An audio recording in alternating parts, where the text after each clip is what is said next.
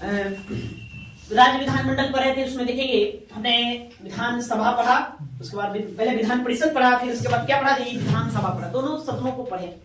अभी बहुत सारी बातें हमें जानना, अब उनका हमें काम देखना था, कार्य या शक्तियां देखना था, राज्य विधानमंडल की क्या शक्तियां हैं, अर्थात विधानसभा हम किस लिए बनाए हैं, अब विधान परिषद का क्या काम है, विधान परिषद न रहे तो फिर विधानसभा का क्या काम है, क्या वो अकेले भी कार्य कर सकती है, ठीक है, उसको हमको देखना। उसको देखने से पहले कुछ ऐसी बातें हैं जो दोनों सदनों पर समान रूप से लागू होता है, उसमें मतलब कि समानता, बिल्कुल समानता देखने को मिलती है नहीं, जो लोग जो विधानसभा में होगा वही राज्यसभा के सदस्यों के साथ होगा, बस समझ गए, तो दोनों में समान। तो ऐसी बातों को हम पढ़ेंगे, दोनों सदनों पर समान रूप से लागू होने वाली बातें, तो क्या क्या बातें हैं, जैसे इसमें बहुत सारी बातें हैं, जैसे कि क्या, शपथ, ओथ जिसको कहते हैं, तो दोनों सदनों के जो सदस्य होते हैं उस शपथ क्या लेंगे, समान रूप से शपथ लेंगे, उनको एक ही व्यक्ति क्या करेगा, शपथ दिलाएगा, एक ही प्रक्रिया से शपथ होगा, इसमें कोई भिन्नता नहीं है। अब उसमें अलग अलग नहीं पढ़ना है कि विधानसभा के सदस्य को शपथ कौन दिलाएगा, विधान परिषद सदस्य को शपथ कौन दिलाएगा, विधानसभा सदस्य किस प्रकार का शपथ लेगा, विधान परिषद का किस प्रकार चलेगा, दोनों क्या चलेगा, बिल्कुल एक समान चलेगा, समान रूप से चलेगा, कोई भिन्नता वाली बात नहीं है। तो वैसी वैसी बातों को हमको क्या करना है यहाँ पर, ओके बस ओके, चलिए देखिए बारी बारी सब कुछ पढ़ते चलेंगे, देखिए कुछ बातें ऐसी है, कुछ बातें ऐसी है जो राज्य विधानमंडल के दोनों सदनों, कुछ बातें ऐसी है जो राज्य विधानमंडल के दोनों सदनों पर समान रूप से लागू होते हैं, पर समान रूप से लागू होते हैं, जैसे डैश देंगे, जैसे और उसमें डैश आप दे देंगे,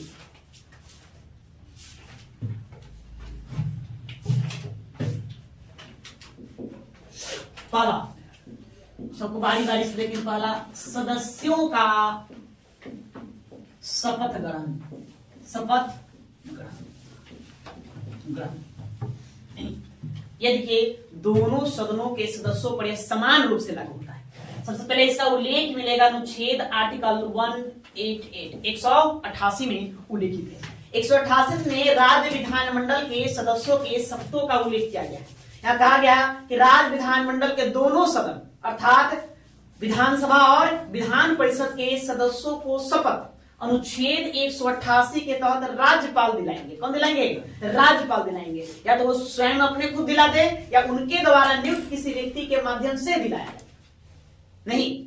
मतलब कहने का अर्थात क्या है कि जो हम कहते हैं एमएलए और एमएलसी नहीं, विधायक साहब कहते हैं इसको विधायक, इनको शपथ कौन दिलाएगा? सिंपल सी बात, तो शपथ दिलाने का उत्तरदायित्व राज्यपाल महोदय के ऊपर है। तो राज्यपाल क्या करेंगे? उस शपथ दिलाएंगे। या तो स्वयं शपथ दिला दे या किसी एक व्यक्ति को नियुक्त कर देंगे, उनके बदले वो क्या करेगा? शपथ दिला दे।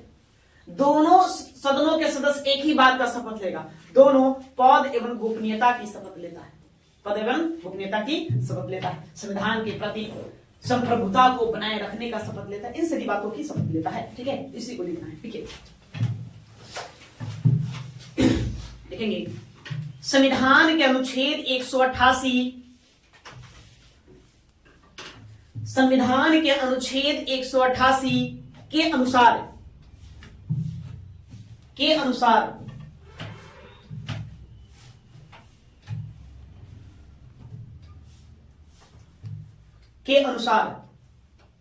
विधानमंडल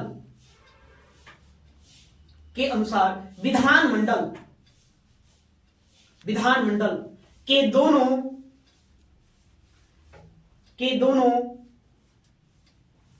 सदनों के सदस्यों को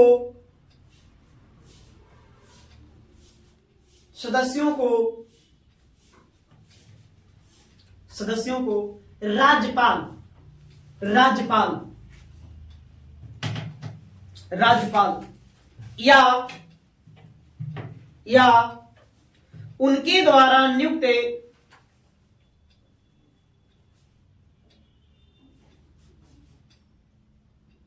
उनके द्वारा नियुक्त किसी व्यक्ति द्वारा शपथ दिलाया जाता है। किसी व्यक्ति द्वारा शपथ दिलाया जाता है। शपथ दिलाया जाता है। जाता है।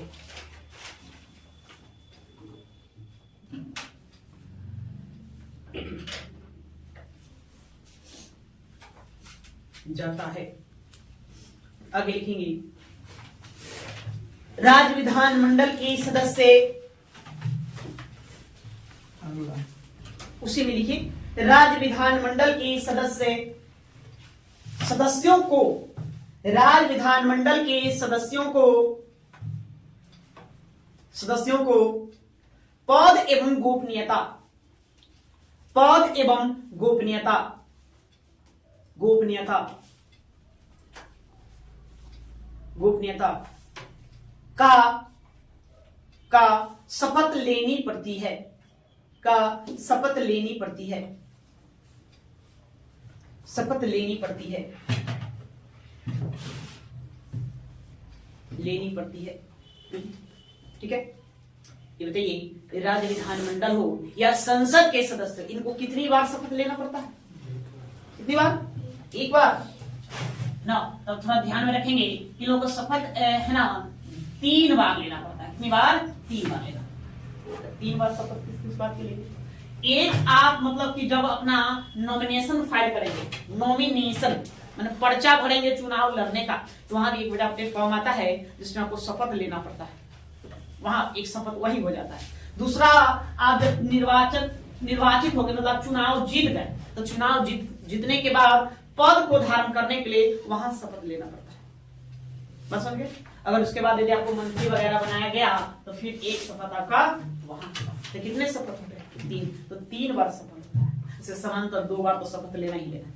एक बार नॉमिनेशन फाइल करने के बाद, और दूसरा बार अब जीत गए, जीतने के बाद पद को धारण करने के लिए वहां आपको शपथ लेना है। ठीक है, क्या 2 बार तो समानता है। तीसरी बार आप मतलब किसी अन्य पद को धारण करते हैं तब, ठीक है, तब वहां आपको शपथ लेना पड़ेगा। ओके, चलिए आगे आइए। तो ये शपथ ध्यान में रहेगा, सदस्यों का शपथ मतलब दोनों पर समान रूप से लागू होगा। सदस्यों का शपथ कौन दिलाएगा? सिंपल सी प्रश्न आपसे पूछा जाएगा, राज्य विधानमंडल के सदस्यों को शपथ कौन दिलाता है? तो कौन दिलाएगा? राज्यपाल दिलाते हैं। मुख्यमंत्री का शपथ कौन दिलाता है जी? राज्यपाल ही दिलाएंगे। राज्य विधानमंडल के सदस्यों को राज्यपाल देगा। अन्य मंत्री जो होंगे, मंत्रीगण होंगे, उन मंत्रीगणों को भी शपथ कौन दिलाएंगे? राज्यपाल दिलाएंगे। तो देखो जनरली होता क्या है, अब राज्यपाल होते भी राज्यपाल है ना, तो राज्य के सर्वश्रेष्ठ संवैधानिक पद पर बने बैठे हुए हैं, तो सबको जनरली शपथ नहीं देते। वो जो मुख्यमंत्री होते हैं, मंत्रीगण होते हैं, उनको शपथ दिला देते हैं। उसके बाद एक व्यक्ति को नियुक्त कर देते हैं, और वही व्यक्ति क्या करता है, उनके एवज में, उनके बदले अन्य सदस्यों को शपथ दिलाते हैं। समानता यही देखने को मिलता है। ऐसा मतलब रोक टोक तो है नहीं, ऐसे दायित्व तो उन्हीं के ऊपर है। अब भाई शपथ आप ही को दिलाना है। लेकिन समानता क्या चलता है व्यवहार में यदि आप देखेंगे व्यवहार में, तो राज्यपाल, मुख्यमंत्री, अन्य मंत्रीगण इतने लोगों को शपथ दिलाते हैं। बाकी अन्य जो सदस्य होते हैं उसको शपथ कौन दिलाएंगे? उनके वो अपने के व्यक्ति को नियुक्त करते वो दिलाते। तो बिहार में 243 मेंबर है। अब 243 मेंबर को बारी बारी से वो शपथ दिलाएंगे, समझ वाली बात है नहीं। कई दिन निकल जाएंगे उनको शपथ दिलाने में, और एक शपथ में समय भी लगता है ना। वो पढ़ता है बजाते, उसको पढ़ने के लिए एक पेज का बात होता है, उसको पढ़ने होता है। एक तरफ से राज्यपाल पढ़ते हैं, दूसरी तरफ से वो पढ़ेगा, अपना शपथ लेगा, है ना। उसी में अपना लोग अपना भाषा में भी शपथ लेता है। किसी लगता है कि हम अपना स्थानीय भाषा में अपना शपथ लेते, भाई हम मगही बोलते हैं, हम मगही में शपथ लेते, तो मगही में आप शपथ लें, उसमें कोई रोक टोक वाली बात नहीं। शपथ लेने के बाद फिर साइन करता है। तो एक व्यक्ति को शपथ देना जनरली 15 से 20 मिनट निकल जाते हैं, तो 243 आप समझ सकते हैं। ठीक है, तो 2-3 दिन लग सकते हैं। इसीलिए सामान्य तौर पर क्या होता है कि राज्यपाल किसको शपथ दिला देते हैं? मुख्यमंत्री को। अन्य मंत्रीगण को, बाकी जो शेष बच गए वो अपने एक व्यक्ति को नियुक्त कर देंगे, उनके माध्यम से शपथ दिलाएंगे। ओके, बात समझ गए? क्लियर है? चलिए दूसरा ये, अब दूसरा सदस्यों की अयोग्यता, अयोग्यता,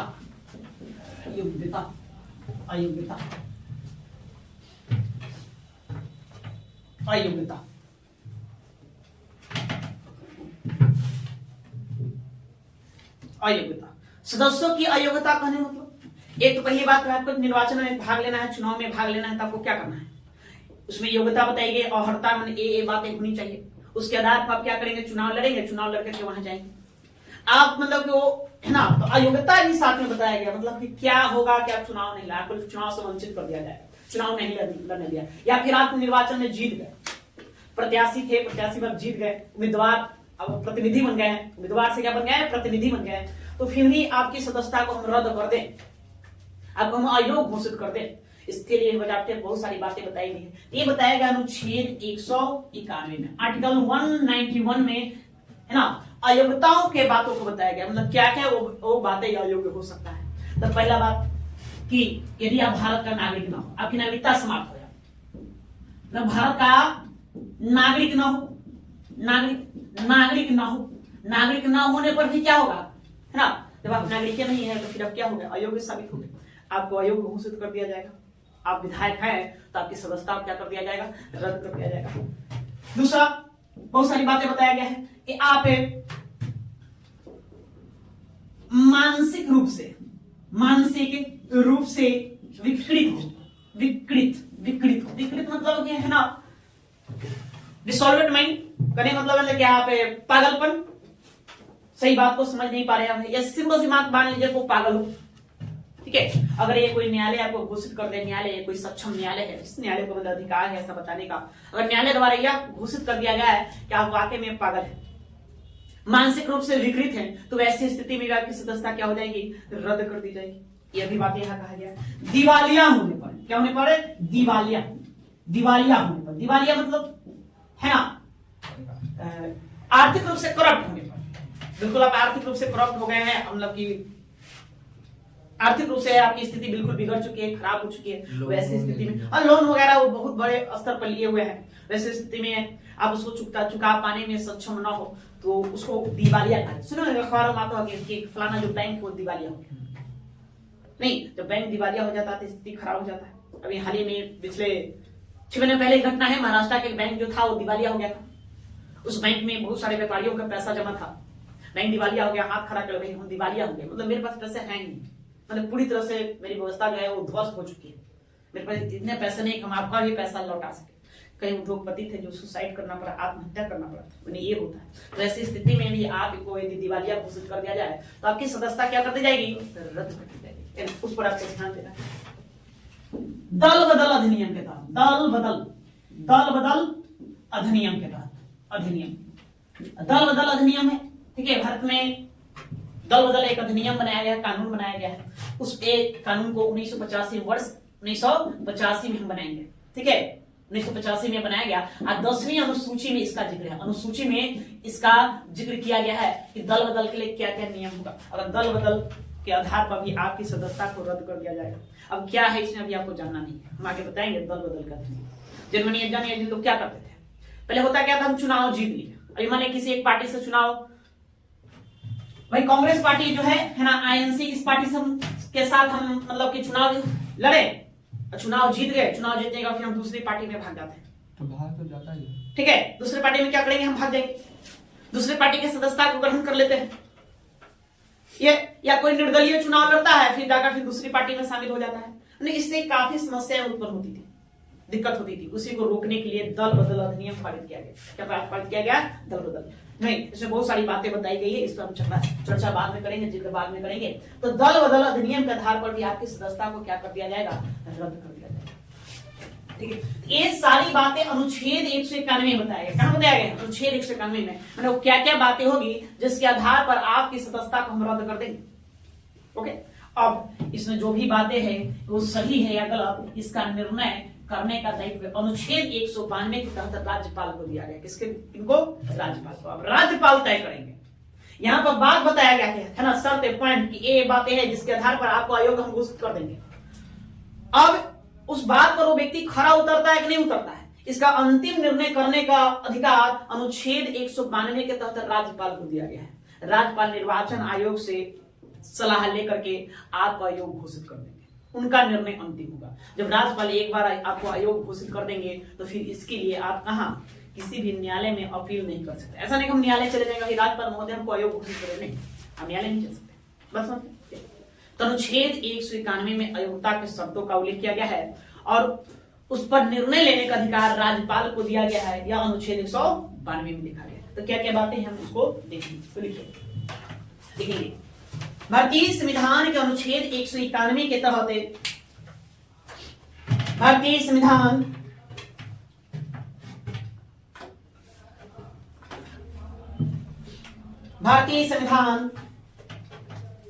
के अनुच्छेद 191 के तहत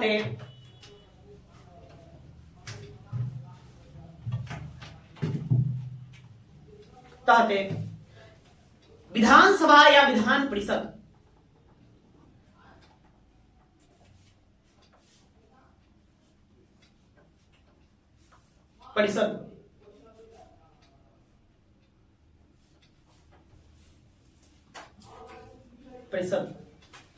के सदस्यों के लिए निम्नलिखित अयोग्यताओं का उल्लेख किया गया है। के सदस्यों के लिए निम्नलिखित अयोग्यताओं का उल्लेख किया गया है।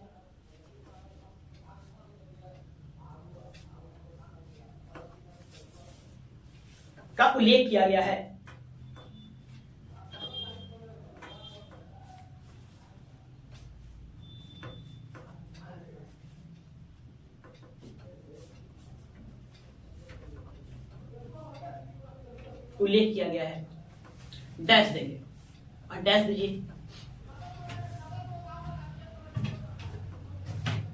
पहला लिखेंगे भारत का नागरिक ना हो।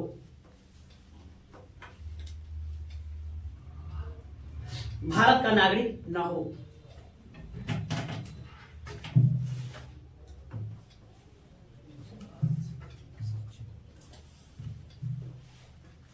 दूसरा, जो सक्षम न्यायालय द्वारा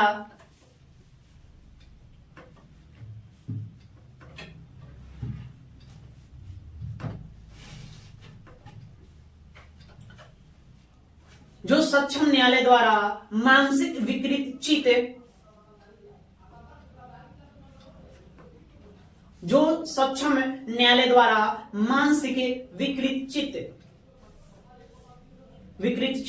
घोषित किया गया हो।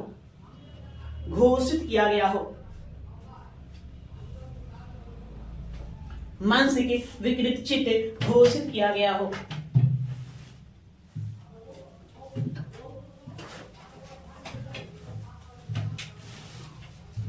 आगे, जो घोषित दिवालिया हो।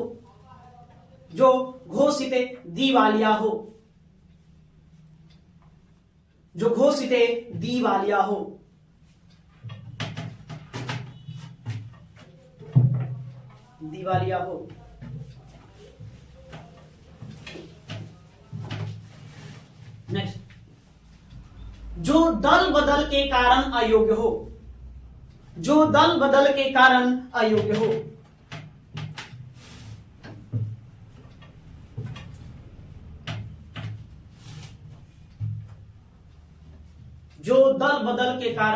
हो।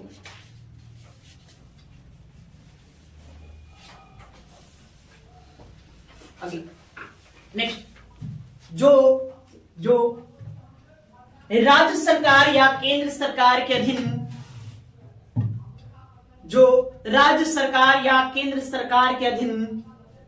अधीन किसी लाभ के पद पर हो। लाभ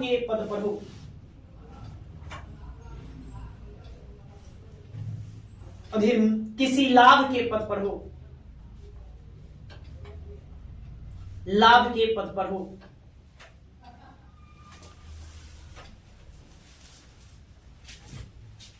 एक बात और लिखेंगे, जो संसद द्वारा बनाई गई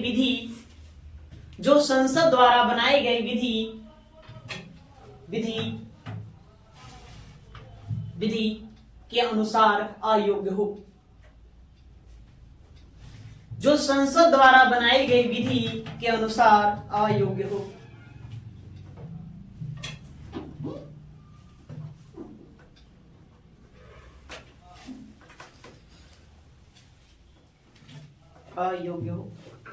ठीक है, तो बातें समझ में आएगी। फिर से एक बार देखेंगे। तो अनुच्छेद 191 में सदस्यों की अयोग्यताओं का उल्लेख किया गया है।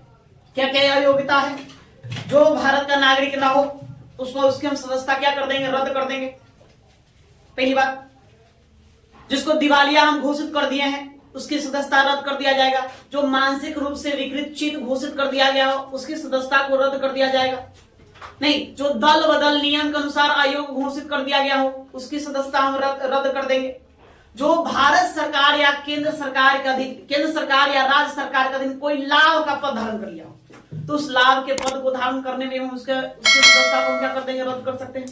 या अन्य विधि, अन्य जो संसद के द्वारा बनाए गए अन्य बातों के अनुसार भी वो अयोग्य हो तो वहां भी हम उसकी सदस्यता क्या कर देंगे, रद्द कर देंगे। इतनी बातों के आधार पर सदस्यता को रद्द कर दिया जाएगा।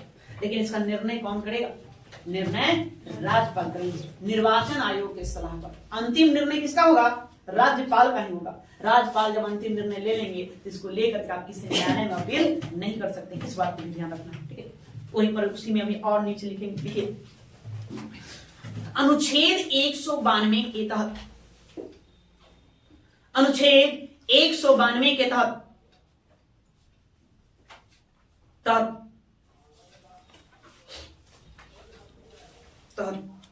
कोई व्यक्ति उपरोक्त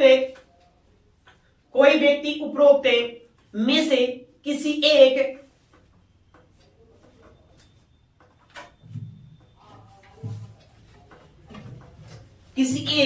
अयोग्यता से ग्रस्त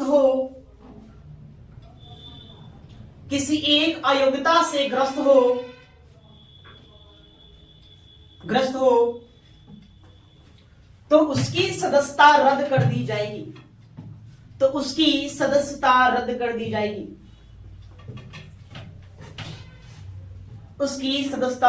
दी जाएगी।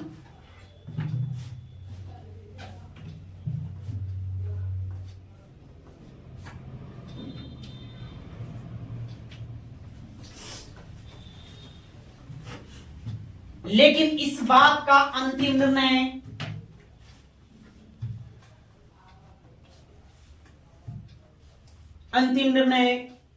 राज्यपाल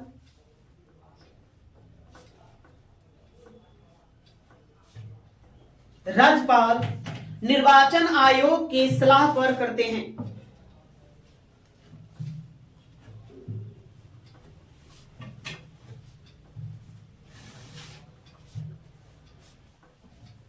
राज्यपाल निर्वाचन आयोग की सलाह पर करते हैं।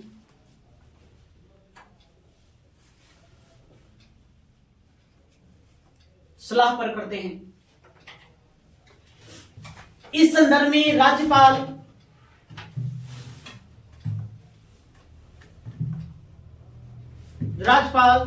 का निर्णय अंतिम होता है। इस संदर्भ में राज्यपाल का निर्णय अंतिम होता है।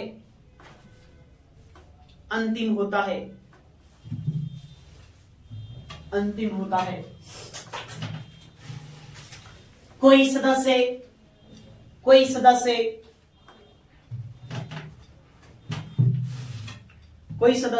राज्यपाल के निर्णयों के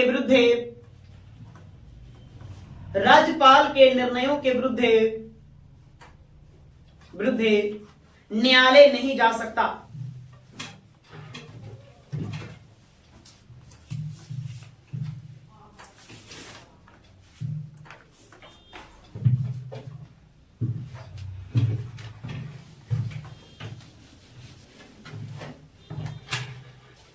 ठीक है, बात समझ गए?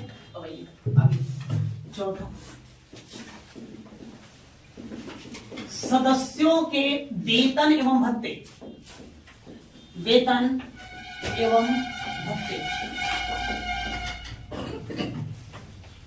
सदस्यों के वेतन एवं भत्ते।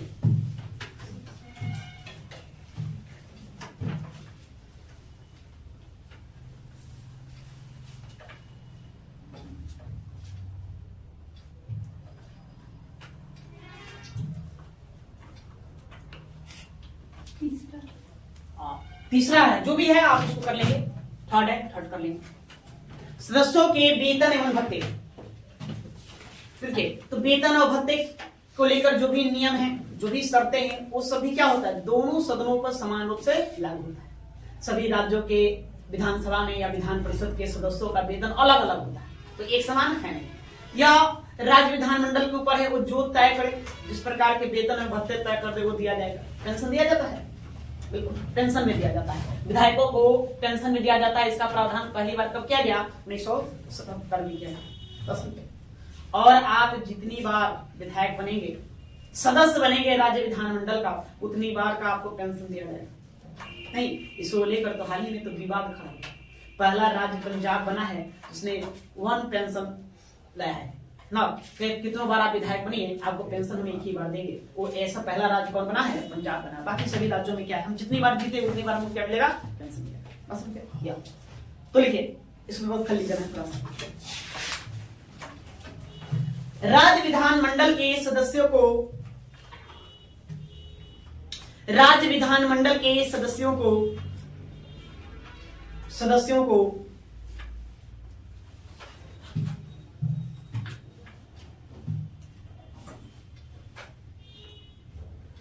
ऐसे वेतन तथा भत्ते मिलेंगे, ऐसे वेतन तथा भत्ते मिलेंगे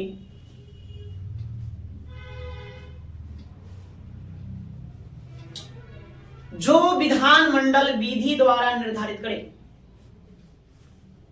जो विधानमंडल विधि द्वारा निर्धारित करे।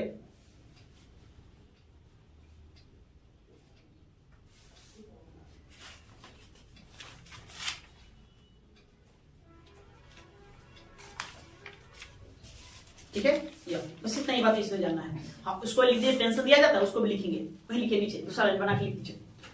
वर्तमान में विधानसभा के सदस्यों को, वर्तमान में विधानसभा के सदस्यों को पेंशन भी दी जाती है, पेंशन भी दी जाती है।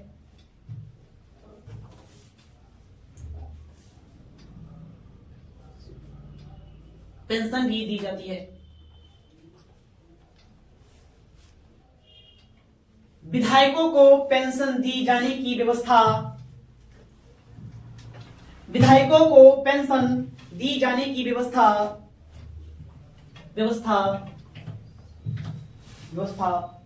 की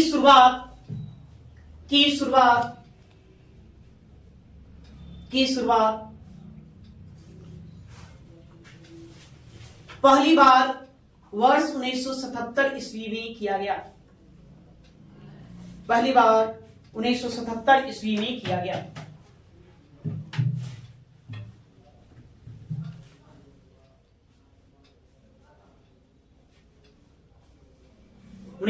ईस्वी में किया गया। ठीक है, इसमें इतना रहने देंगे। अब आगे सदस्यों के स्थानों का रिक्त होना, सदस्यों के स्थानों का रिक्त होना,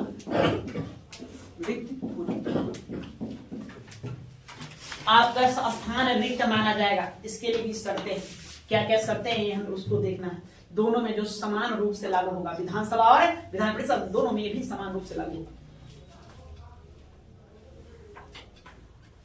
देखिए, लिखते चलेंगे, समझते चलेंगे।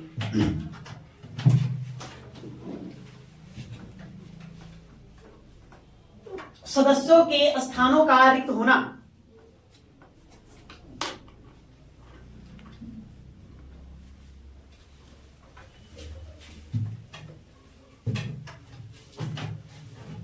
लिखेंगे संविधान के अनुच्छेद 190, संविधान के अनुच्छेद 190 के अनुसार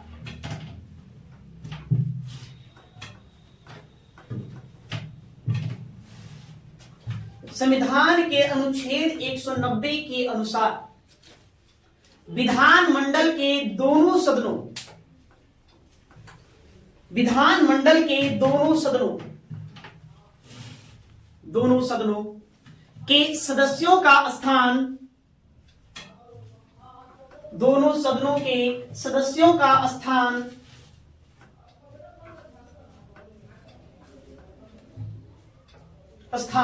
निम्नलिखित आधार पर रद्द हो जाता है। निम्नलिखित आधार पर रद्द हो जाता है।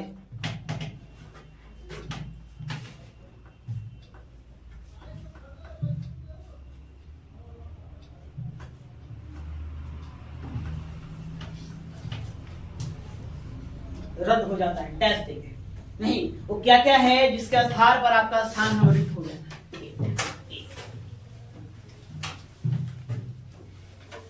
पहली बात आपको याद रखना है 60 डेज।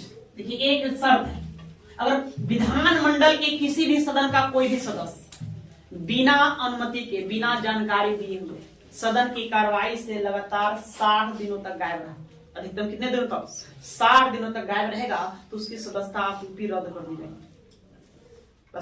अब सदन चल रहा है, आप सदन जा नहीं रहे, 60 दिन से आप सदन नहीं जा रहे, तो क्या कारण है कि सदन नहीं जा रहे? आप प्रतिनिधि हैं, जनप्रतिनिधि हैं, तो जनता के बातों को रखने का जो स्थान है, जो सदन है, उस सदन में आप आ नहीं रहे, मतलब आप जनता के प्रति सजग नहीं है, आपकी रुचि नहीं है, ऐसा माना जाता है। ऐसा मान करके उसके सदस्यता क्या कर दिया जाता है, रद्द कर दिया जाता है। कहने का मतलब समझे, जैसे कि चलो मान लेते हैं ग्रीष्मकालीन सत्र चल रहा है, ग्रीष्मकालीन सत्र चल रहा है, ठीक है, या चलो मतलब 1 जनवरी को यह स्टार्ट हो गया, यहां से चलना शुरू हुआ, अब यहां से चल रहा है, 1 मार्च आ गया, मतलब 60 दिनों तक ये चला। 60 दिन में हम एक भी दिन मतलब सदन नहीं गए, आप जहना न जाने का कारण भी नहीं बताए, बिना सूचना के हम गए। अब आप लोग यहाँ क्लास आते हैं, बिना सूचना के महीनों दिन गायब है, तो क्या समझेंगे? लगता है प्रभु नहीं आएगा, क्लास में उसकी रुचि नहीं है, पढ़ने में इंटरेस्टेड नहीं है, तो वैसे यहां माना जाता है कि 60 दिनों तक का गायब थे, कहां गए? तो ऐसी स्थिति में आपकी सदस्यता क्या कर दी जाएगी, रद्द कर दी जाएगी। तो याद रखने वाली बात है इस समय को, ये प्रश्न आपसे पूछा जाएगा कि कितने दिनों तक लगातार सदन से अनुपस्थित रहने पर आपकी सदस्यता रद्द कर दी जाएगी? कितना दिनों? 60 दिनों तक, ठीक है, बस समझ गए? तो पहला लिखिए,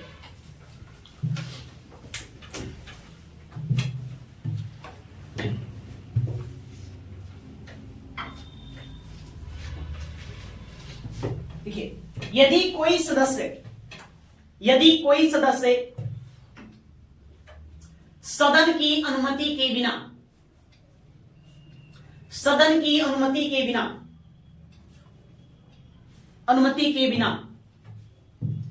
यदि कोई सदस्य सदन की अनुमति के बिना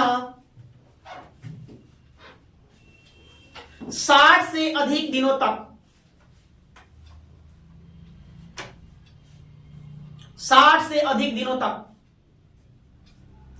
सदन की बैठकों में अनुपस्थित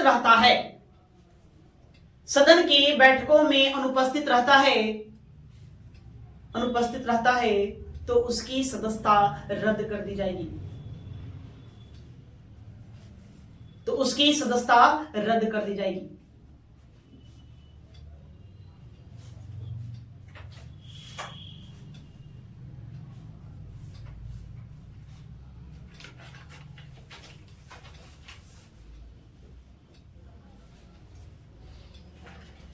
ठीक है, बात समझ गए? क्लियर? ओके। और आगे मान लेते हैं जैसे कि वो लोग, हम एमएलए हैं, क्या है? MLA, member of legislative body, विधायक रहते हुए हम चुनाव लड़ लें, किसका भाई? लोकसभा का, और हम क्या बन गए? सांसद बन गए। लो भाई, तुम ऑलरेडी पहले से विधायक था, तुम सांसद बन गए, तो ऐसी स्थिति में क्या करना होगा? आपको एक पद पर इस्तीफा देना होगा। एक ही व्यक्ति दो पद धारण कैसे कर ले?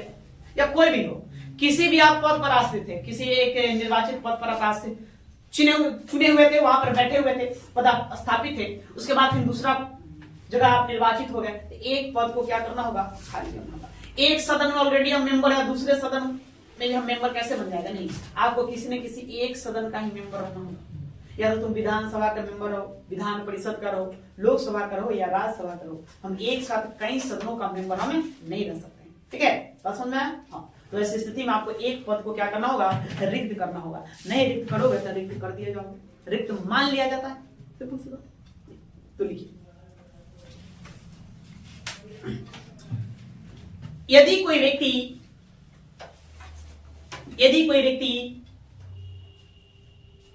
विधानमंडल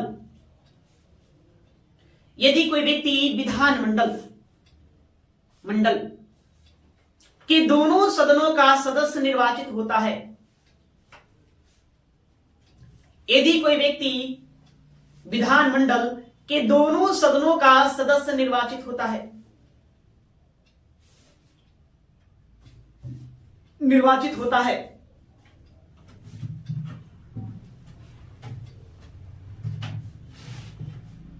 निर्वाचित होता है तो उसे किसी एक पद से, तो उसे किसी एक सदन लिखेंगे, सदन से त्याग पत्र देना अनिवार्य होता है।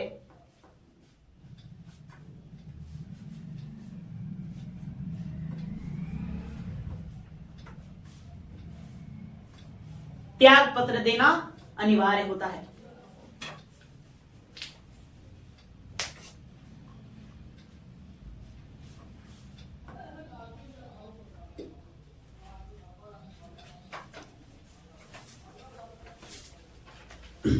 हो गया? आगे लिखो, आगे लिखिए। यदि किसी सदन की सदस्यता के बाद, अगला, यदि किसी सदन की सदस्यता के बाद, सदस्यता के बाद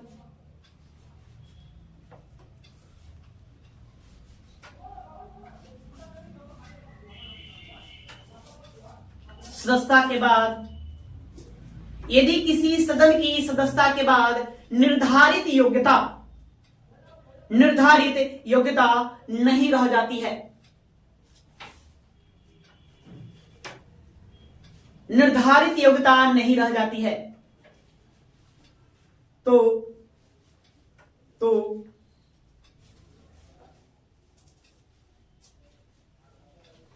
वह सदन का सदस्य नहीं रहता है, वह सदन का सदस्य नहीं रहता है।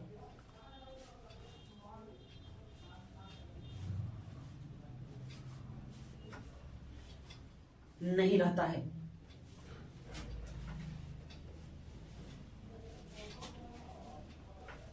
मतलब समझे?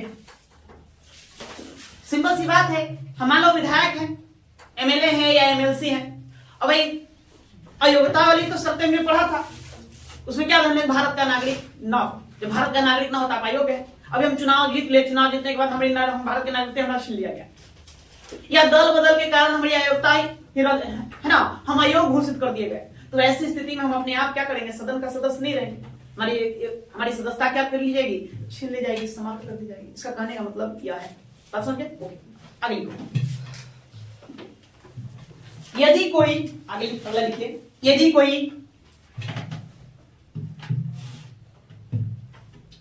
कोई सदस्य दल बदल करता है, यदि कोई सदस्य दल बदल करता है, कोई सदस्य दल बदल करता है,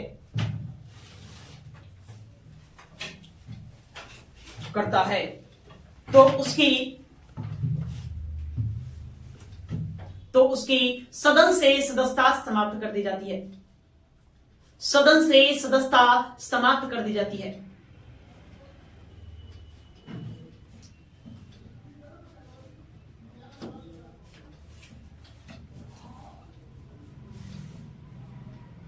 सदन से सदस्यता समाप्त कर दी जाती है।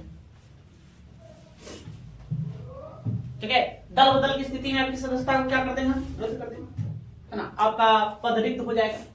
एक और लिखिए, यदि कोई सदस्य किसी कारणवश, यदि कोई सदस्य किसी कारणवश अपने सदन के अध्यक्ष या सभापति को, अपने सदन के अध्यक्ष या सभापति को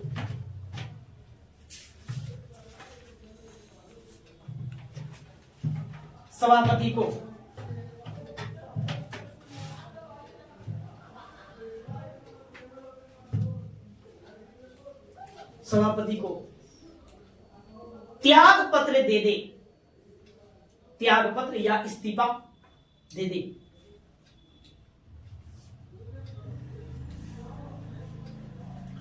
और उसका इस्तीफा स्वीकार कर लिया जाए,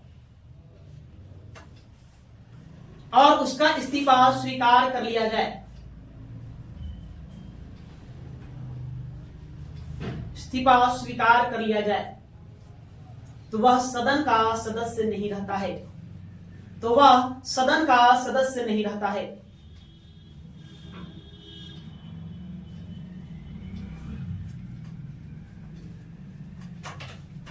मतलब समझ गए? अब हम अपने इस्तीफे दे दें, रिजाइने मार दे रहे हैं, तो फिर क्या सदन का सदस्य क्या रहेंगे? नहीं रहेंगे।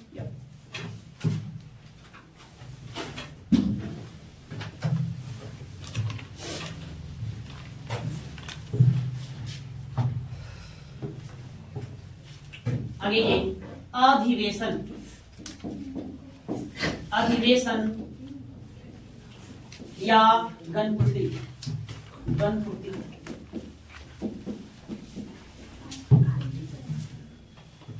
अधिवेशन या गणपूर्ति।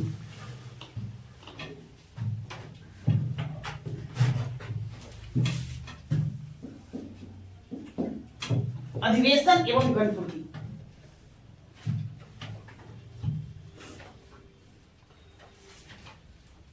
अधिवेशन देखिए, दोनों सदनों का क्या बुलाया जाए? अधिवेशन। जो विधानमंडल है, विधानमंडल, विधानमंडल, विधानमंडल कितने सदस्य? सदन दो हो गए भाई। कौन? विधानसभा, विधानसभा, और कौन हो जाएगा? विधान परिषद, विधान परिषद। या अब दोनों सदनों का क्या बुलाया जाता है? अधिवेशन। हमने पढ़ा नहीं कि सदनों का अधिवेशन बुलाया जाएगा, अधिवेशन, अधिवेशन, अधिवेशन बुलाया जाएगा।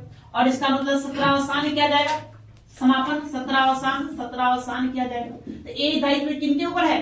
राज्यपाल के ऊपर। पढ़े थे शुरू में कि राज्यपाल क्या करेंगे?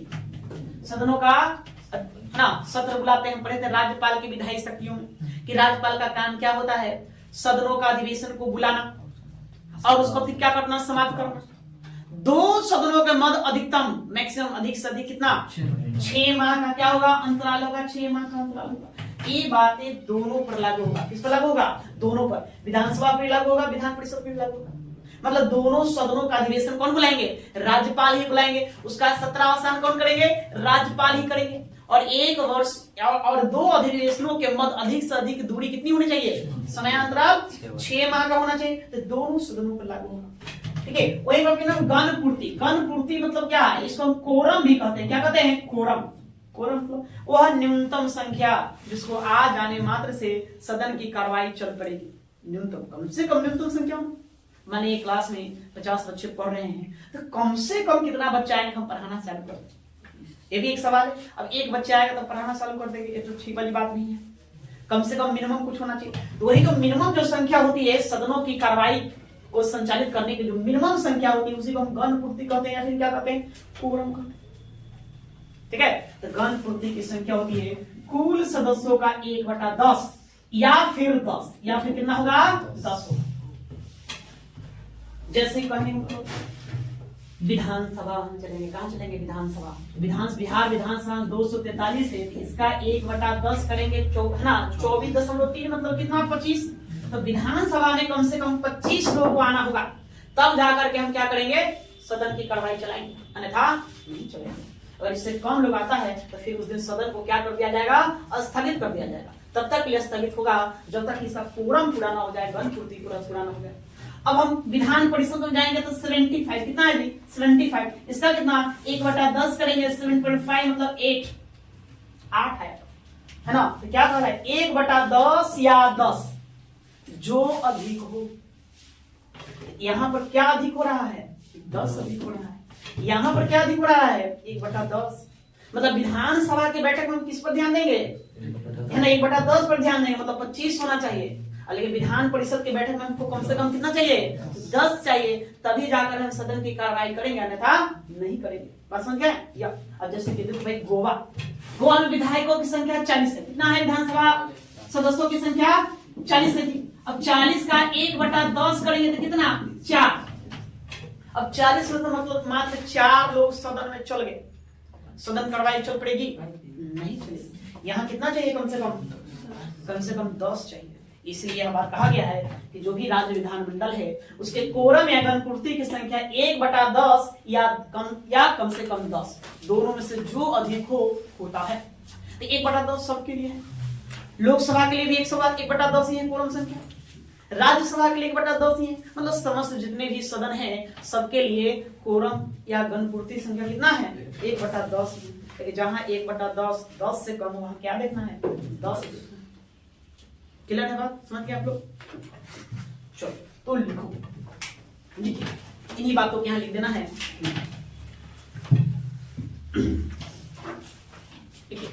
प्रत्येक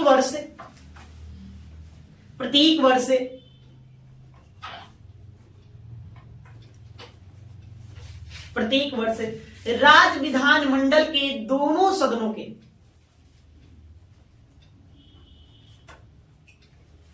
दोनों सदनों के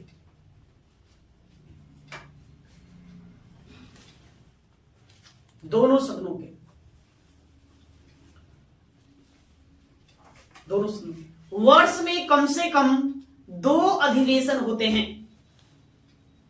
वर्ष में कम से कम 2 अधिवेशन होते हैं।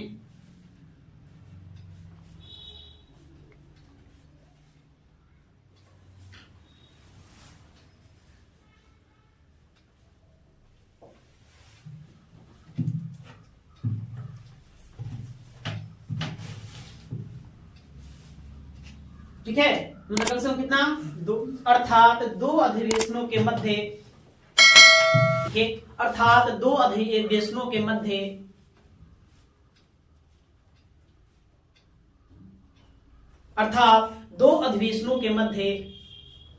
अधिकतम 6 माह का अंतराल होता है।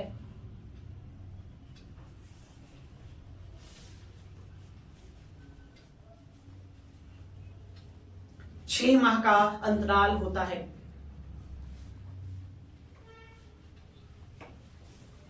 वही पे लिख दो अनुच्छेद 174 के तहत, पोस्ट में लिख दीजिए तो अनुच्छेद 174 के तहत, ये अनुच्छेद 174 इस बात का जिक्र किया गया है।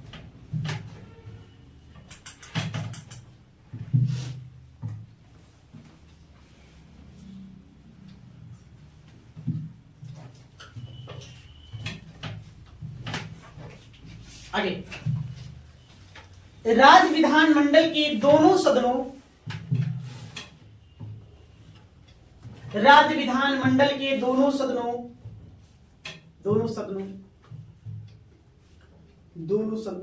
के बैठक बुलाने, दोनों सदनों के बैठक बुलाने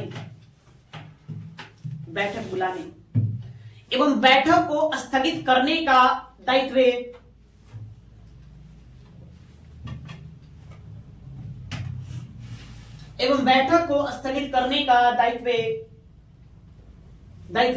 राज्यपाल का होता है। राज्यपाल का होता है।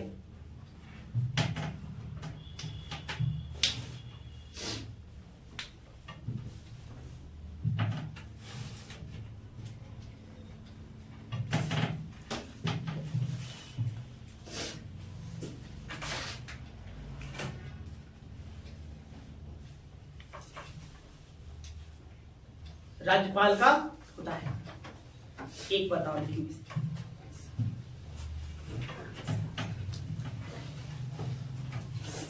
अनुच्छेद 189 अनुच्छेद 189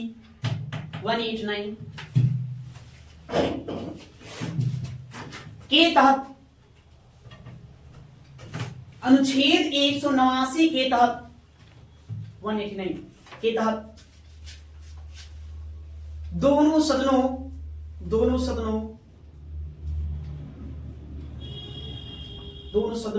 के कोरम या गणपूर्ति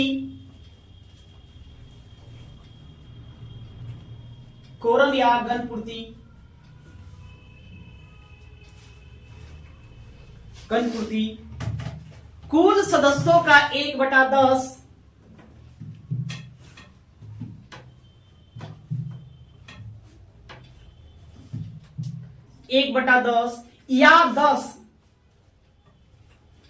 या 10 जो अधिक हो होता है।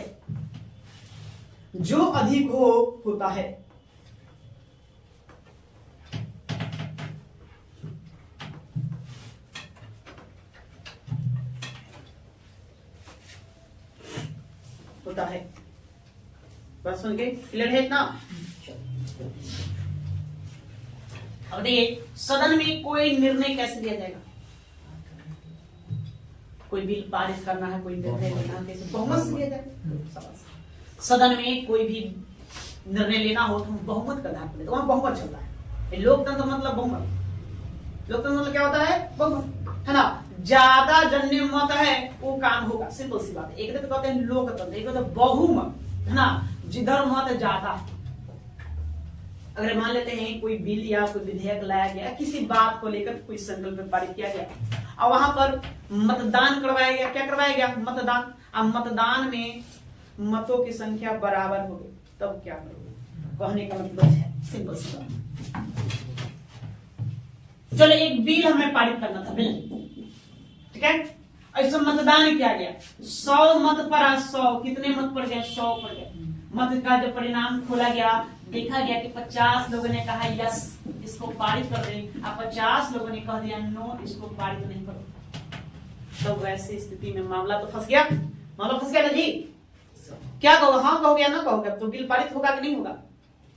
वो निर्णय होगा कि नहीं होगा? कैसे होगा? बहुमत किसको मिला? किसी को बहुमत नहीं मिला, किसी को बहुमत नहीं मिला। तो अब ऐसी स्थिति में नहीं, अब आएंगे कौन? तो अध्यक्ष। विधानसभा में अगर यह है तो विधानसभा अध्यक्ष, विधानसभा का अध्यक्ष। अगर राज्यसभा में है, सॉरी विधान परिषद में है, कहा? विधान परिषद में है, परिषद में है तो वहां का सभापति, सभापति। अब इनको मत देने का अधिकार है। ऐसे याद रखना है कि विधानसभा के अध्यक्ष को मत देने का अधिकार नहीं होता, वो मत नहीं देंगे। मत अन्य सदस्यगण है, वो लोग अपना मत करेंगे, वो लोग अपना बहुमत सिद्ध करेंगे, हाँ या ना, वो लोग अपना जाने, ठीक है? अध्यक्ष महोदय का काम है सदन की कार्रवाइयों का संचालन करना। लेकिन जब किसी बिल पर, किसी बात पर कोई बहुमत निर्णय देना हो और मतों की संख्या समान हो जाए तो ऐसी स्थिति में नहीं, अगर विधानसभा में है तो विधानसभा के अध्यक्ष को निर्णायक मत देने का अधिकार है। एक अब वो जन्ने वोट डाल दे, उनने वो काम होगा। यस में तो यस, हाँ वो पारित हो गया, नो में तो काम तो समझे? अगर वही अगर विधान परिषद में है तो वहां सभापति मुखिया है, तो सभापति को राइट से दिया गया, अधिकार दिया गया हो कि वो तय करेंगे क्या करें। मैंने इसको कहते निर्णायक मत। आपसे प्रश्न पूछा जाएगा कि मतों की बराबरी में नहीं, मतों की बराबरी में निर्णायक मत देने का अधिकार किसको होता है? तो अध्यक्ष या सभापति को, ठीक है? विधानसभा में है तो वहां अध्यक्ष होंगे और विधान परिषद में तो कौन होंगे? सभापति होंगे, तो उनको निर्णायक मत देने का अधिकार है। उसी प्रकार से केंद्र में भी देखेंगे तो लोकसभा राज्यसभा में सेम ही चलता है। लोकसभा में तो लोकसभा अध्यक्ष और राज्यसभा में तो राज्यसभा का जो सभापति होंगे वो निर्णायक मत देंगे, जने दे देंगे। ऐसा होता है। आज तक भारत के संसदीय इतिहास में एकमात्र बार ऐसा मामला आया है केरला में। कहा आया? केरल में। केरल 4 फरवरी 1985 को केरल में इस तरह का मामला आया था, जब केरल विधानसभा के जो अध्यक्ष थे उनको निर्णायक मत देने की जरूरत पड़ी, तो उन्होंने निर्णायक मत हाँ के पक्ष में दे करके उस समय के तत्कालीन सरकार को उन्होंने बचा लिया था। तो आज तक और कभी ऐसा मामला देखने को भारत में नहीं मिला। एक बार आया है, कहां? केरला में, ठीक है? तो इसको अभी आप थोड़ा सा लिख देंगे, मान लिखिए,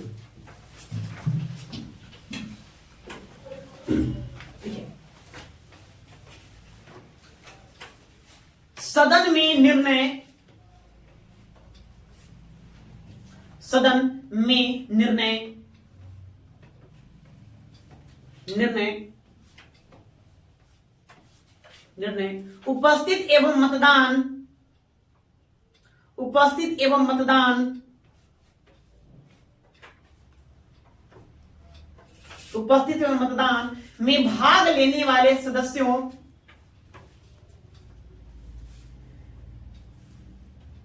मतदान में भाग लेने वाले सदस्यों,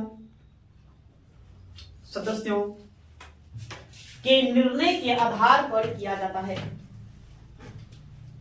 के निर्णय के आधार पर किया जाता है।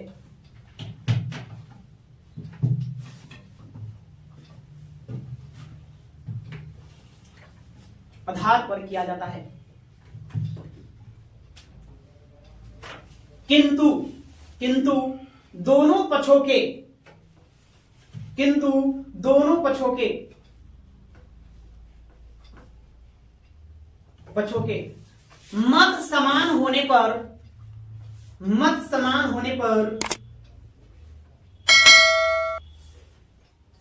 होने पर निर्णायक मत देने का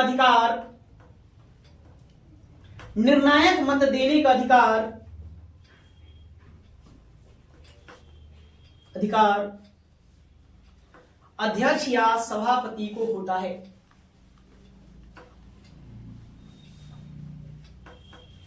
अध्यक्ष या सभापति को होता है।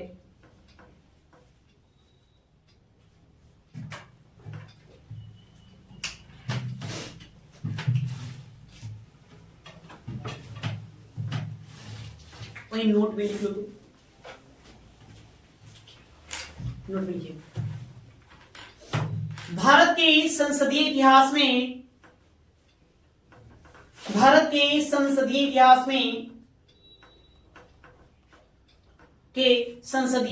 में इस तरह का मामला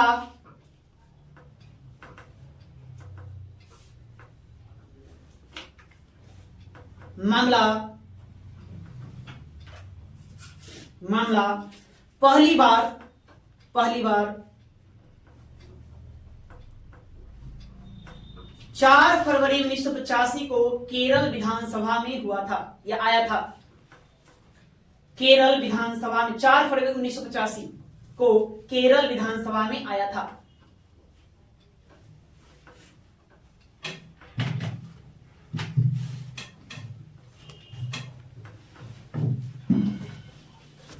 क्या कितनी बातें लिखे, 4 या 5? 5।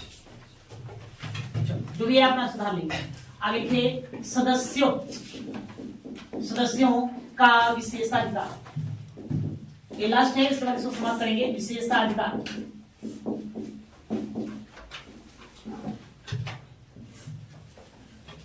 सदस्यों का विशेषाधिकार।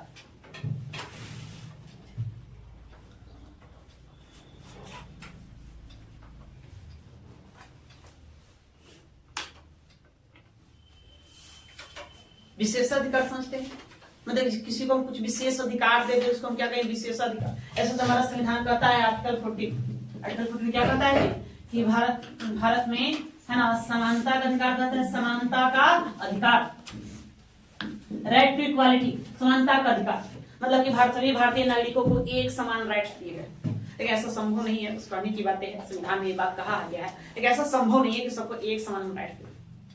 संभव है जी? और नहीं, लोग बिहार पुलिस का एग्जाम हुआ, लिखा है दौड़, भाई एक व्यक्ति को 5 मिनट में है ना चलो 1 किलोमीटर दौड़ जाना है। अब कोई व्यक्ति विकलांग है तो क्या वो दौड़ पाएगा? नहीं ना दौड़ पाएगा। तो फिर कैसे हम कर देंगे कि भाई एक समान हम देंगे राइट्स? एक संभव वाली बात नहीं है। अरे बहुत सारी मामला है। नहीं, भारत सरकार योजना ले आया कि लोग भाई ब्लॉक में आया योजना कि ये रेडियो सभी घरों में एक रेडियो पहुंचाओ।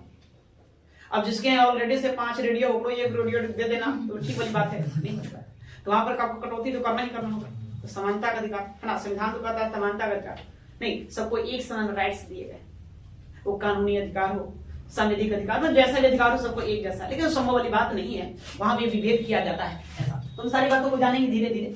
तो इसी प्रकार सदस्यों का विशेषाधिकार। अब विधानसभा का जो भी सदस्य है उसको हम विशेषाधिकार दे रखे हैं, जो आम नागरिकों से उसके लिए ज्यादा है। अब देखे होंगे, नहीं अब शहरों में गए होंगे, जैसे हम लोग राजधानी पटना है, बिहार विधानसभा पर कार्रवाई चल रही है, तो क्या चला पता चला पटना जा रहे हैं तो देखने के विधायक की गाड़ी जा रही है या मंत्री महोदय की गाड़ी जा रहा है, तो सभी ट्रैफिक को रोक कर है ना पहले उनकी गाड़ी को पास करवा देंगे ना जी, पहले उनका गाड़ी जाएंगे। तो जनता गुस्साता है, जनता भाई उसको दिक्कत है, कॉस्ट है, तो गुस्सा ही करेगा। बताओ हम लोग को लाइन में लगाए हुए हैं भेड़ बकरी की तरह।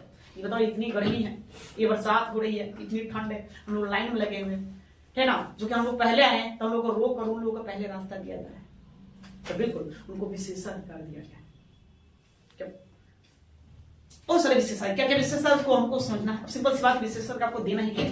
विशेषाधिकार नहीं देंगे सबको समान रूप से। मान लो संसद की कार्रवाई, विधानमंडल की कार्रवाई चल रही है, उनको जाना अनिवार्य है। विशेषाधिकार नहीं रहेगा तो सबके समान उनको भी क्या करना होगा? लाइन में लगना होगा ना जी। ट्रैफिक सिग्नल में वो भी जाम में फंसे, उनको भी पीछे रहना होगा, तो सदन छूट जाएगी। हो सकता है कोई इंपॉर्टेंट बात है या राज्य से संबंधित कोई मुद्दा उस तरह वहां पर रखा गया, या हो सकता है पुलिस उनको गिरफ्तार कर ले।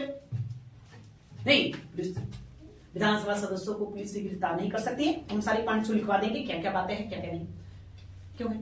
अब सदन की कार्रवाई चल, मतलब सदन में विश्वास या अविश्वास प्रस्ताव लाना जाना। हाँ, मुख्यमंत्री महोदय को अपना विश्वास मत दिखाना था कि मेरे पास इतने विधायक हैं, अभी बच्ची वाला हो सकता है, कड़े उन्हें पुलिस के माध्यम से, पुलिस के देश में उनको गिरफ्तार करवा कर जेल में बंद कर, या गिरफ्तार करवा थाने में बैठा दे, भाई अभी रही, बाद में तो आपको छोड़ेंगे। ये भी तो हो सकता है ना, बहुत सारी बातें हो सकता है। इसीलिए है ना, विधानसभा सदस्यों को या विधान परिषद के सदस्यों को विशेषाधिकार प्रदान किए गए, जो आम नागरिकों के पास नहीं।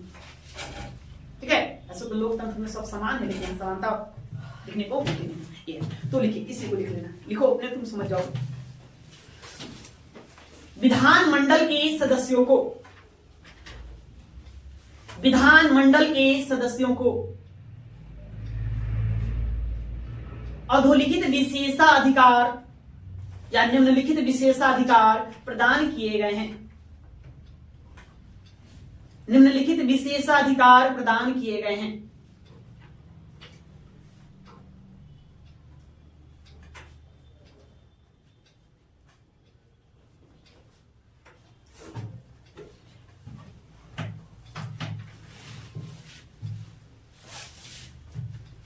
प्रदान किए गए हैं। डैश देके पहला लिखिए, फर्स्ट।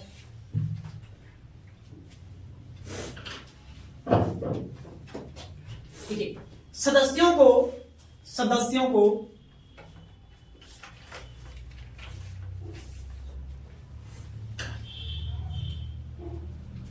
अभिव्यक्ति की पूर्ण स्वतंत्रता दी गई है। अभिव्यक्ति मतलब बोलने की आजादी। भाई आप सदन में जाइए तो बोलिए, अब प्रतिनिधि बोलेगा नहीं तो कैसे होगा? जनता का बात को तो सदन में रखना होगा, नहीं तो अब बोलेगा नहीं तो बात कैसे रख पाएगा? इसलिए सदस्यों को अभिव्यक्ति की पूर्ण स्वतंत्रता प्रदान की गई है। सदस्यों को अभिव्यक्ति की पूर्ण स्वतंत्रता प्रदान की गई है।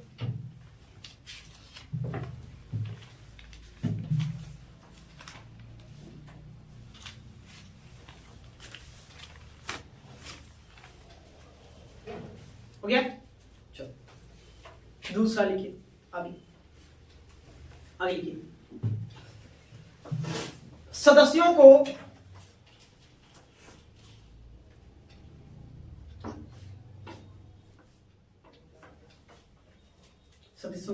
किसी भी सदन या किसी समिति, सदस्यों को किसी भी सदन या किसी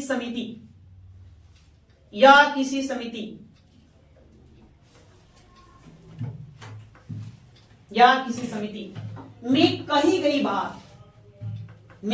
बात या रखी गई बात, कही गई बात या दी गई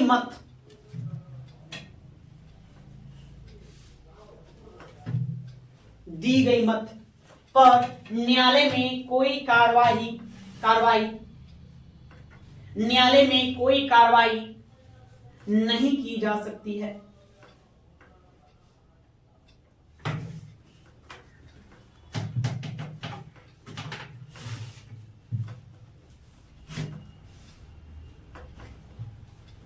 कोई कार्रवाई नहीं की जा सकती है। मतलब तो समझ गए होंगे क्या कहना चाह रहा है यह वाक्य। मतलब सदन में हम अपना धड़ल्ले से बात रख सकते हैं, ठीक है।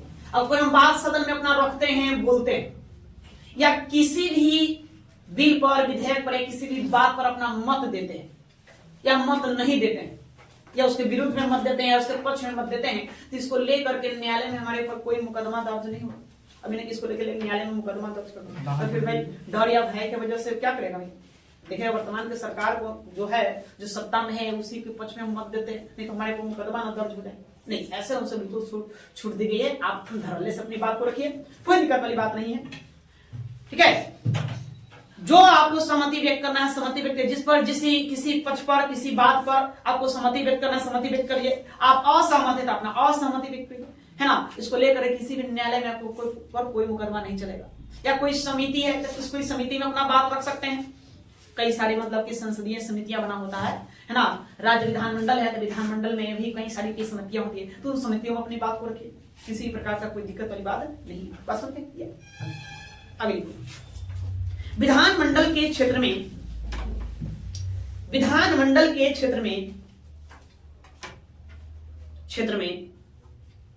किसी भी सदस्य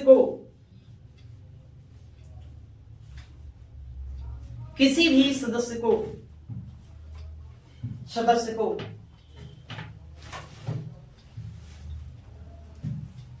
अध्यक्ष या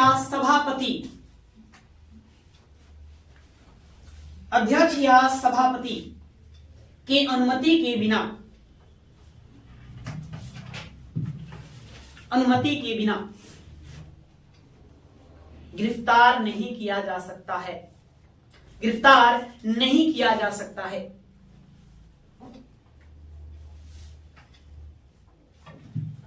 गिरफ्तार नहीं किया जा सकता है।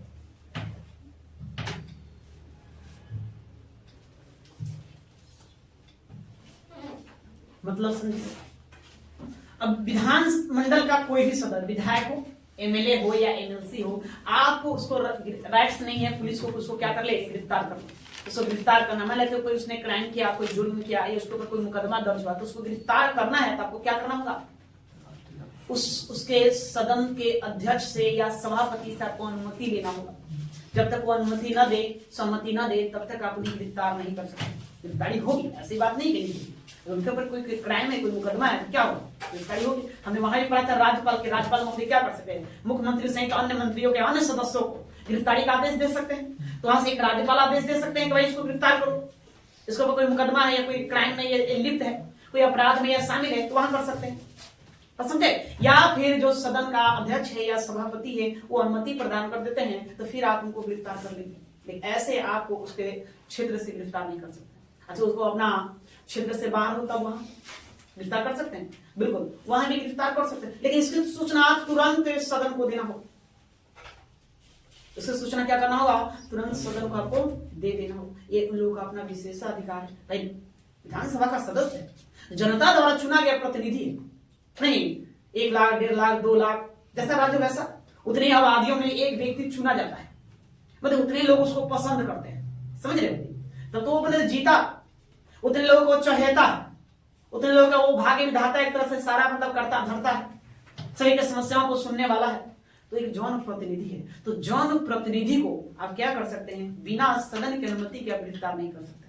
या फिर राज्यपाल महोदय कह दे तो गिरफ्तार कर, वो तो संवैधानिक पद पर ही बैठे हुए, सर्वोच्च संवैधानिक पद पर, वो तो कहेंगे, जो कहेंगे तो होना ही है। संविधान के अनुसार वो जो कहेंगे उसको आपको करना ही पड़ेगा, वो तो अलग बात है। बात समझे? अच्छा, उसी में आप थोड़ा जोड़ो, जो यदि क्षेत्र से बाहर, उसी में जोड़िए, यदि क्षेत्र से बाहर भी किसी सदस्य को बंदी बनाया जाता है, बंदी बनाया जाता है,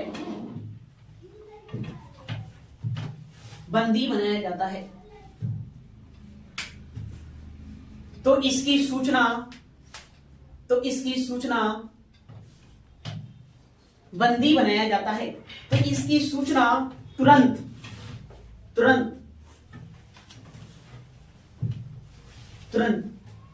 अध्यक्ष या सभापति को देना अनिवार्य है।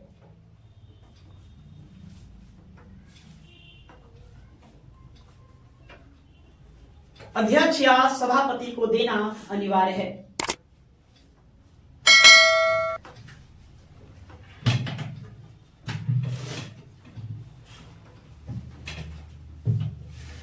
चलो, अब बात क्लियर हो गया?